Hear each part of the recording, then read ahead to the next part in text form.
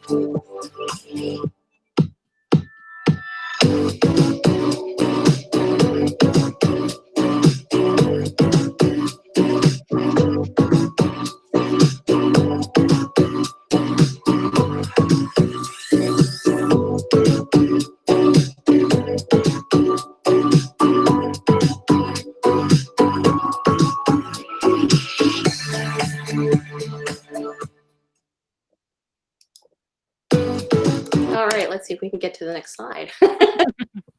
All right, I think I backed up too many times. Okay, here we go. Hopefully that gave you a little bit of an idea of what the program is about. Just quickly, the history and mission of the Reflections program. It was started in 1969 by President Mary Lou Anderson of the PTA. In its 50-year history, the program's encouraged millions of students across the nation and in American schools overseas to create works of art. Participating in the Reflections program is an opportunity for students to explore and learn about various art forms. So an entry may be created as a classroom assignment, or it can be an assignment that you do independently at home. Artistic exploration and expression improve and develop intellectual, social, and physical skills. Parents, teachers, and community members all play a critical role in fostering a positive learning environment for children. Supporting the Reflections program is one way adults can help create that environment. I want to speak a little bit to that second paragraph there.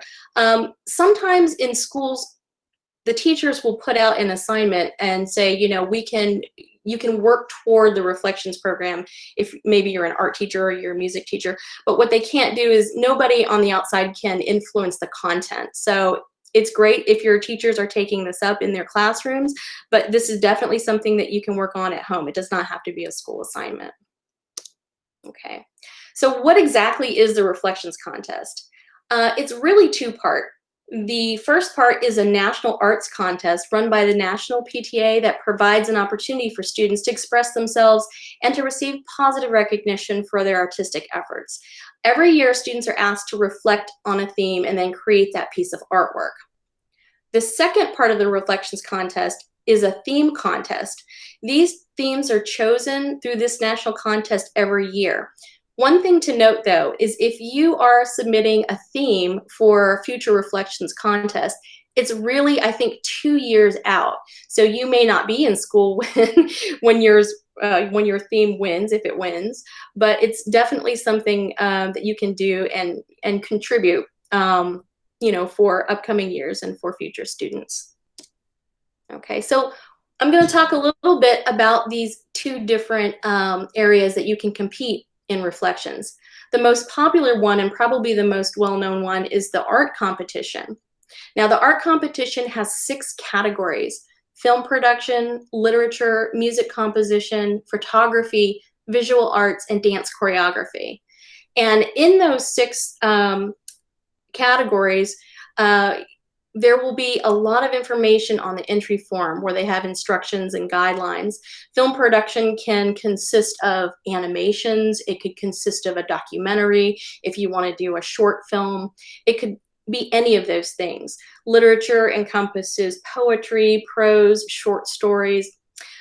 Music composition could be a score that you create for multiple instruments. It could be a song that you sing. It could be a performance of some sort. It doesn't necessarily have to have words to it.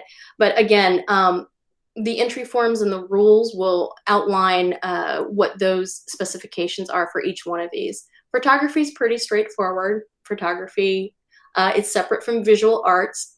However, visual arts has 2D and 3D categories. So if you're interested in doing a sculpture, you can certainly do that.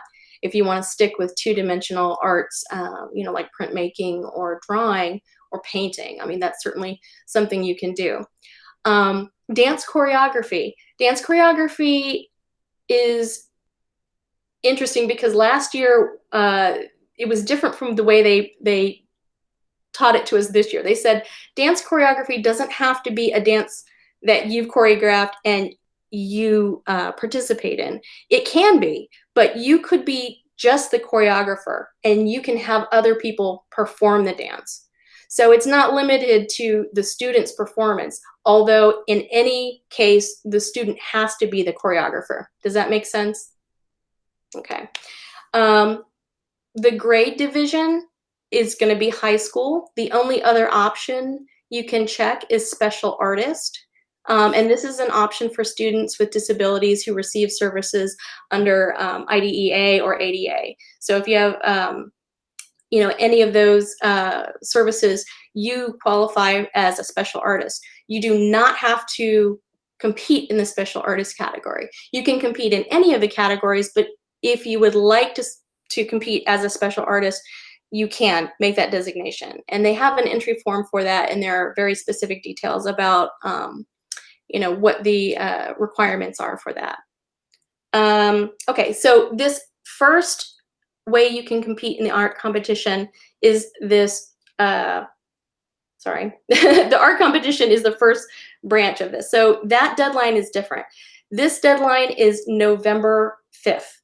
Okay, upload instructions will be available on our PTSA website in October. So by October 1st, we should have some information there for you to look at so that you know where to upload. We'll have a Google form for you to do that. The reason why I say this is because our second opportunity for competition is the theme search. So as you know, this year's theme is I Matter Because, and that was chosen a few years ago. So if you want to submit a theme for the 2022-2023 Reflections competition that's coming up in 2 years, you can certainly do that. The Virginia PTA theme winners advance to the National PTA. The final theme winner receives $100 and recognition at the annual National PTA Convention. This deadline is different. This one's coming up sooner. So at the end of October, October 26th, that's when that form and those themes are due. Both of those deadlines are posted on the PT board. I think, Jory, you've already put them up there? Mm-hmm. Is that right? Okay. So those two deadlines are up there. And if you have any questions about that, you can always contact us. But the theme is due first if you're participating in that. And then the artwork portion is due later on November 5th. Now, you do not have to do both. You can do one or the other, or you can choose to do both, but it's not required for you to compete in both the theme search and the art competition. Okay. So how do I enter? The entry form, the rules, the instructions, and the past program themes can be found at the Academies of Loudoun PTSA Reflections webpage. There's a link at the bottom of the left navigation bar. This link will take you directly to it. And then all you have to do is download the appropriate entry form and type your information into the fields. So let's say that you were interested in doing literature. You would download the literature entry form and then take that PDF and type your information into the fields. This year, you don't have to handwrite anything, including the signatures. So all signatures now are being typed in, and they will be accepted instead of the handwritten signatures. Make sure you fill that entry form out completely.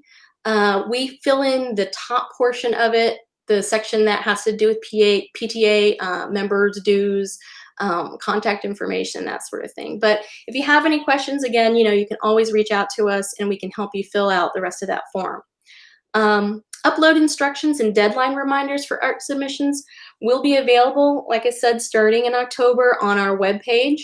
The acl.ptboard.com is where you can find information for all of this if you're not familiar with it.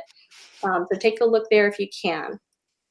So one caveat this year, no physical or hard copies of works are going to be accepted. Last year we had to turn in flash drives and physical works and music scores and photographs, as well as digital images. But this year, none of that. We're only accepting digital images and digital files. So if you have a music file, or if you have a PDF or a Word document or whatever, we'll be able to accept all of those file types. Lynn, I don't remember exactly what file types for music that we took last year, but probably an audio file, so probably a .mp3 will be the easiest to take, and then for film, probably the easiest will be a .mp4. So it's not specific to the software you used, but you're going to put it in that. Also probably .mov, but we'll play with what's best in terms of what uploads and what the requirements are. You can see those listed on the individual area in terms of the size of the file that we can accept. Right, those entry forms will have very specific instructions and guidelines for that. Okay, great, thank you for that. The only exception this year is visual arts. If your visual artwork moves up to the national level, you will at that time be asked to provide the work in its original form. So if it's a sculpture, you're gonna have to ship it. If it's a painting, you may have to ship it, etc. So please don't destroy the artwork. Make sure it stays in a safe place. Don't put it in a show or something, because you may end up needing it at the end of the year for the national competition. Okay. And Louisa, I'll just say that for all the visual artists who are on the line or have are a parent of a visual artist, that really does matter, because no photograph of an actual visual art work is equal to seeing that work live. Doesn't matter how great your camera is, it just can't capture it all. And so I appreciate that National PTA has understood that and wants to make things easy this year in a more of a virtual environment, and will allow works to move forward. But finally, at that final adjudication, they really want to see the true artwork itself. Absolutely. I think they're just cutting down on any type of, person-to-person contact. Exactly right. Move toward the national competition. However, you're absolutely right in that for visual arts, they would like the actual piece, because there is a traveling exhibition that it will become a part of. So, the actual artwork in its original form, will be really important at that time. So thank you for explaining that. Perfect. Okay, so Lynn's going to take over from here on out. She's very familiar with this judging process and can answer questions for you at the end if you have any. Go ahead, Lynn. Great. Thanks, Louisa. And again, we get to start the probably most fun thing that we get to do as sitting on the committee is to see all of the wonderful artwork that come in from the students and then get that artwork in front of a set of judges. And we work very hard to find professional artists for each category that are here in our community.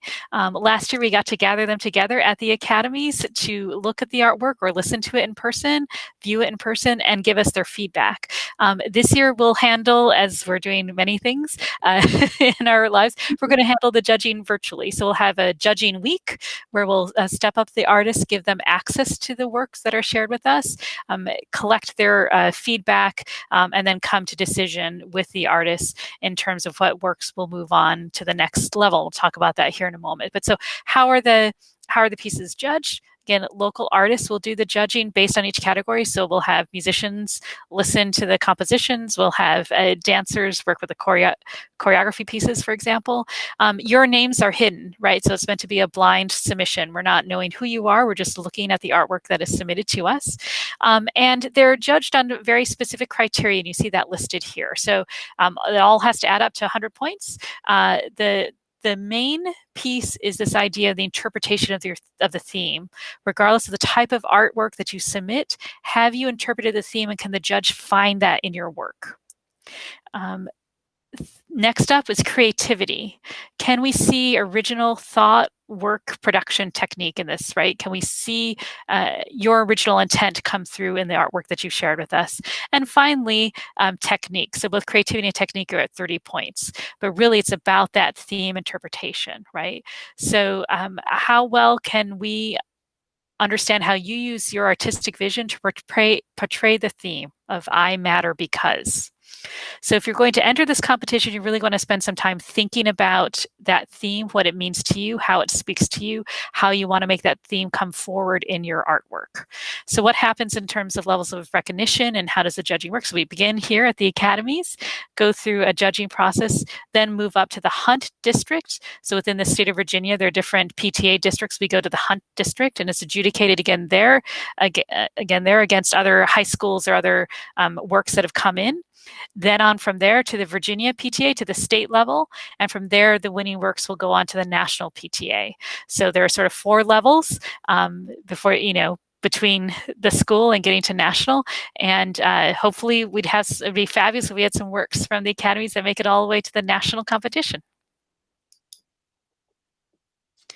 All right, so what happens if I win? Well, if you win at the Academies level, we announce it. We put it out to the social media outlets webpage, and we'll celebrate the winners, hopefully in person, with the PTS meeting in the spring.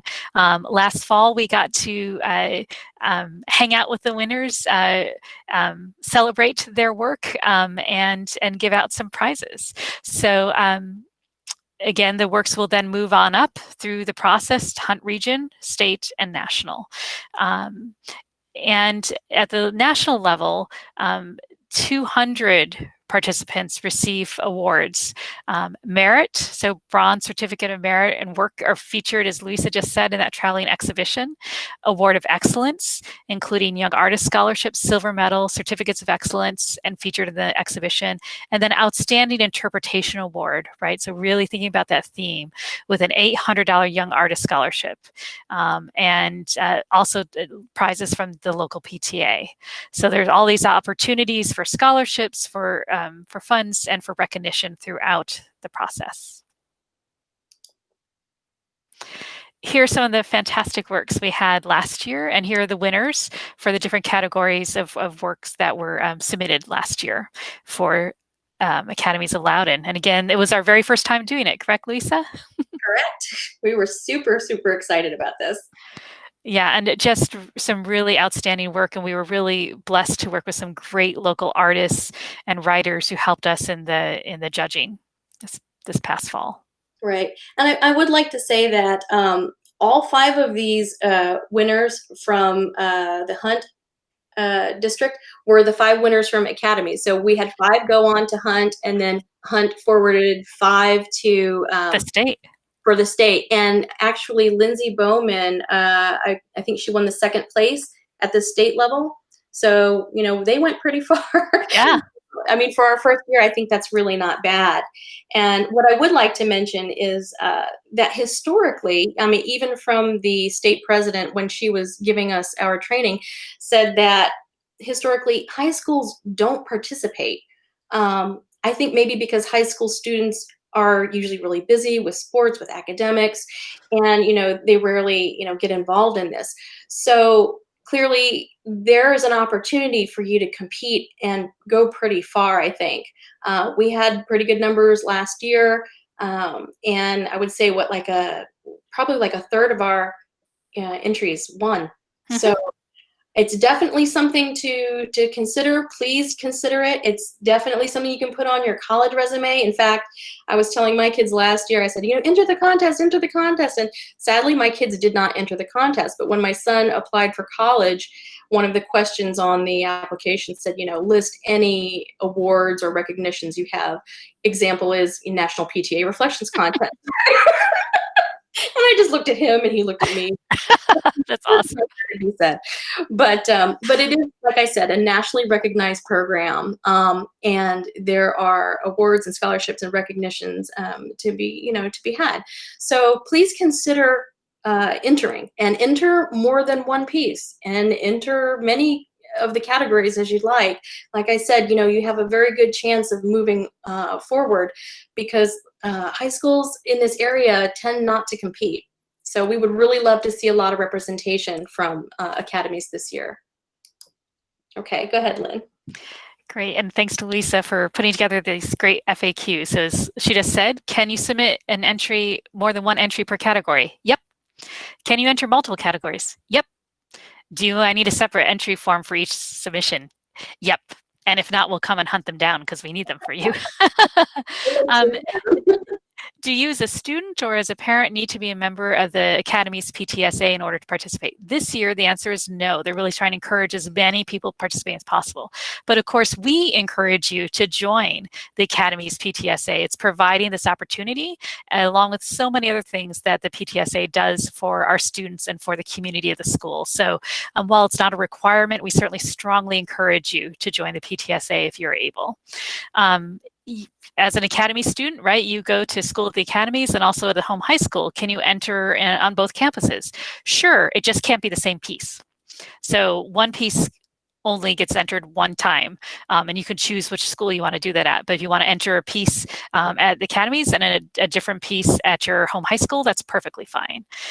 Where can I upload submissions? We're working on that, and we hope to have that up on the PTSA website for you by the first couple of days in October. I'm shooting for October 1st, but I have to build the form and test it for you. So that's what we're working on right now. What happens if the Academies receive only one entry in a category? For example, let's say we got just one music composition coming in.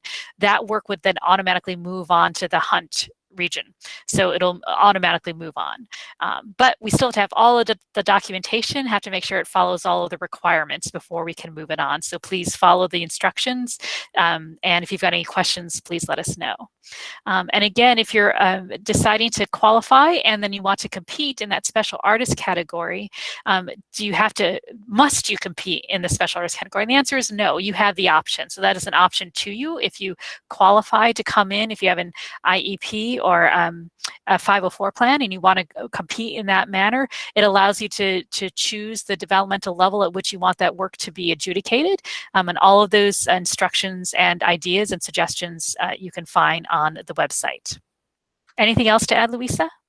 I don't think so. I don't know if you would find it helpful for me to just look at PT board. Sure. Let's see if we so can... folks can know where to find everything. That's a great idea.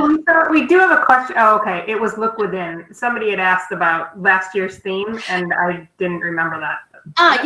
Yeah, it was Look Within. And, if you go on YouTube, you can search for the PTA Reflections Contest at the end of the year, and it will actually have quite a large library of videos for you to look at that will show their call for entries and all the winners for previous years. So you can get an idea of what's been submitted at the different levels.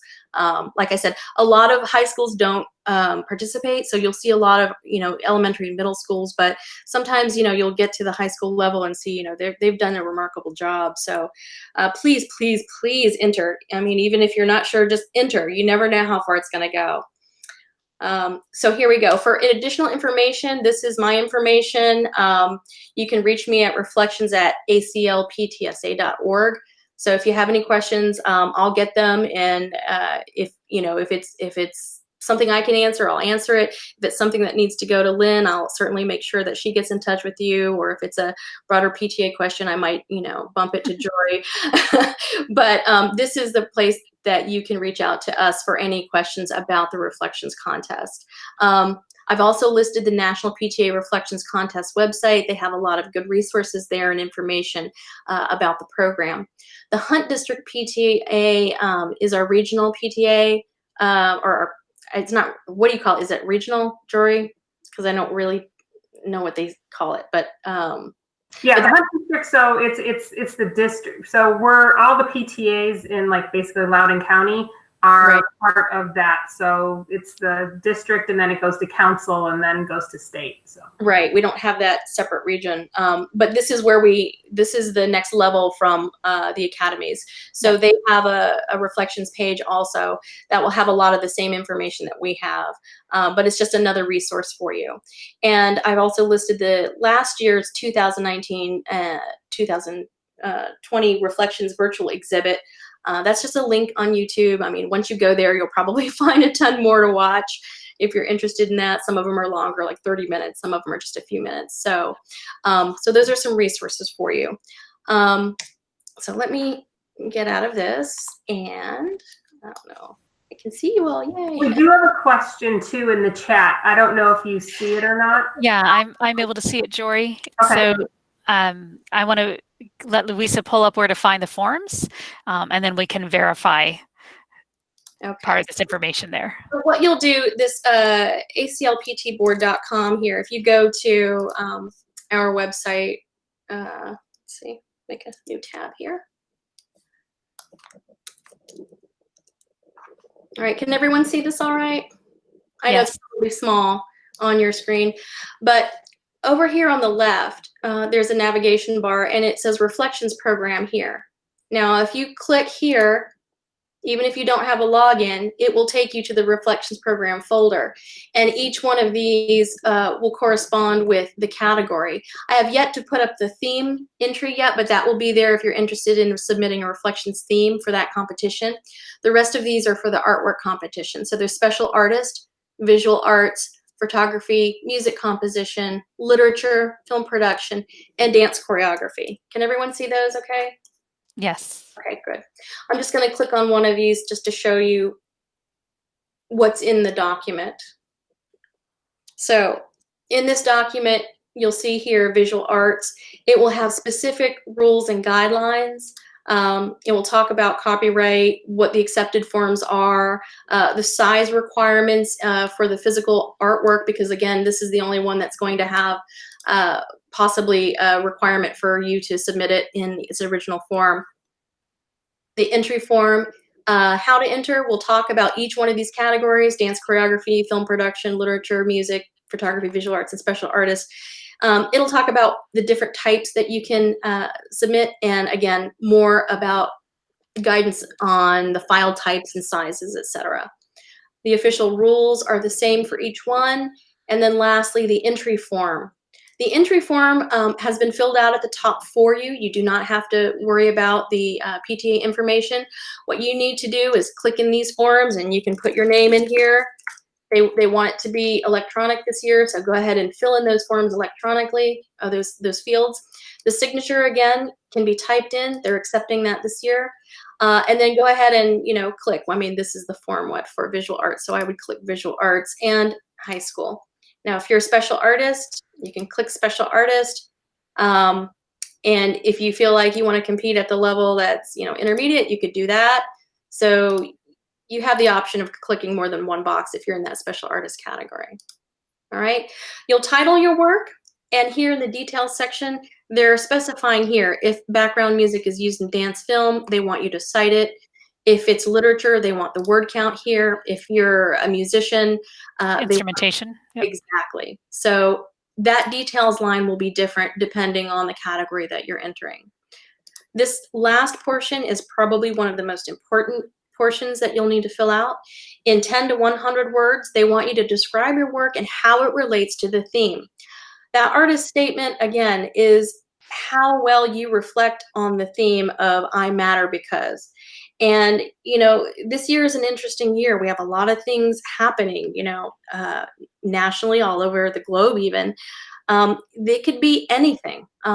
If you want to draw from personal experiences, if you're, you know, champion for climate change or, you know, civil rights or whatever, I mean, your piece could be about anything. This is the place where you talk about that and be as explicit as you can, because they're really looking for that connection to the theme and how well, you know, it supports that theme.